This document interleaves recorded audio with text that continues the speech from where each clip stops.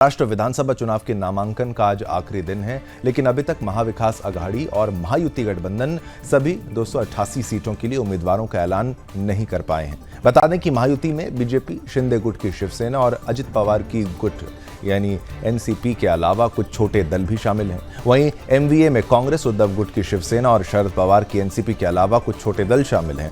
आज महाराष्ट्र विधानसभा चुनाव के लिए नामांकन पत्र दाखिल करने की अंतिम तारीख है। 30 अक्टूबर को इन आवेदन पत्रों की जांच की जाएगी और 4 नवंबर तक आवेदन को वापस लिया जा सकता है। इसके बाद 20 नवंबर को मतदान होगा और 23 नवंबर को वोटों की गिनती होगी और नतीजे जारी कर दिए जाएंगे। चलिए अब खबर को आपने जाना, अब इस खबर का पक्ष जानिए लावनी से।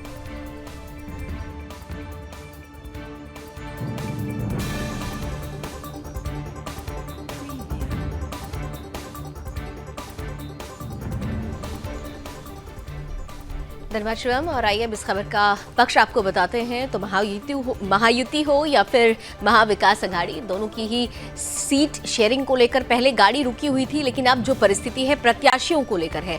सोमवार को हालांकि बीजेपी ने 25 और शिवसेना ने 13 प्रत्याशियों की अपनी तीसरी सूची जरूर जारी कर दी थी। वहीं 6 सीटों पर महायुति के अन्य सहयोगियों ने अपने उम्मीदवारों की घोषणा की थी। महायुति ने अब तक 288 में से 279 सीटों पर उम्मीदवार उतार दिए हैं, जिनमें से 146 पर बीजेपी, 78 पर शिवसेना और 49 पर एनसीपी अजित पवार और 6 सीटों पर अन्य सहयोगी चुनावी मैदान में ताल ठोक रहे हैं।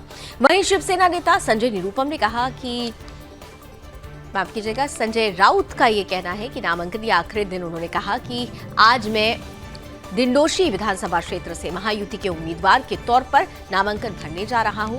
मैं पूरे दिंडोशी के सर्वांगीण विकास के लिए दिन रात काम करूंगा। मैं लोगों की सेवा करने में भी विश्वास रखता हूं। तो ये बातें तो कही जा रही हैं और इन सब के बीच अब इस खबर का विपक्ष भी है, जिसे आपको बताएंगी मेरी सहयोगी निम्मी। आज मैं दिंडोशी विधानसभा क्षेत्र से शिवसेना, भारतीय जनता पार्टी और राष्ट्रवादी कांग्रेस और आरपीआई 8 गुट, ये तीनों चारों पार्टियों के महायुति के उम्मीदवार के तौर पे नामांकन भरने जा रहा हूं। और मेरा ऐसा विश्वास है और मैं ऐसा वचन देता हूं कि पूरे दिंडोशी विभाग के सर्वांगीण विकास के लिए दिन रात काम करूंगा। हम तमाम हमारे मतदार भाइयों और बहनों से निवेदन करूंगा कि मुझ पर विश्वास करिए। मैं लोगों की सेवा करने में विश्वास करता हूं, गोर गरीब जो कमजोर लोग हैं उनके साथ चलने में विश्वास करता हूं, उनके साथ दिन रात परिश्रम करने में विश्वास करता हूं। तो पूरे दिंडोशी में जो पिछले 10 वर्षों में कुछ नहीं हुआ, वो सब कुछ आने वाले 5 वर्षों में करने का संकल्प लेके आज साईं बाबा जी का आशीर्वाद लेकर के नामांकन भरने जा रहा हूँ।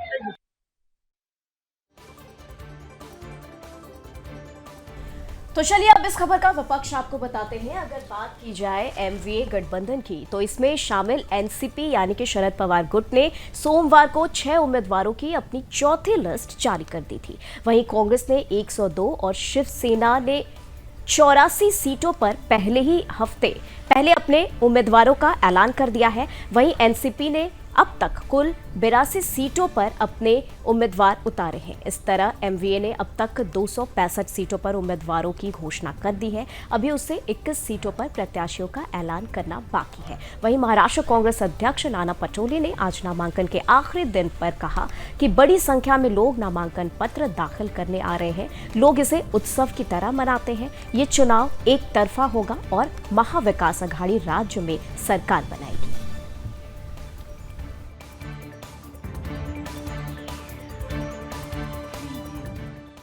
देखो, आज नॉमिनेशन दाखिल करने में खुद ही लोग अब बड़े पैमाने में आ रहे हैं और हमारे यहाँ का चुनाव जो होता है हमारे मतदार संघ में, लोग उसको एक उत्सव की तरह मनाते हैं।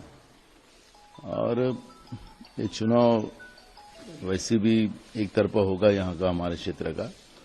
और महाराष्ट्र में जो स्थिति आज है, महाराष्ट्र में महाविकास अघाड़ी की सरकार बनेगी और जो महाराष्ट्र में जो सरकार है, हाल जो सरकार है, जो बीजेपी एकनाथ शिंदे वाली, वो सरकार ने जिस तरह से महिलाओं पे अत्याचार किया, किसानों पे अत्याचार किया, जो पढ़े हुए बच्चे हैं उनको बेरोजगार किया, हमारे यहाँ के उद्योग गुजरात में भेजे।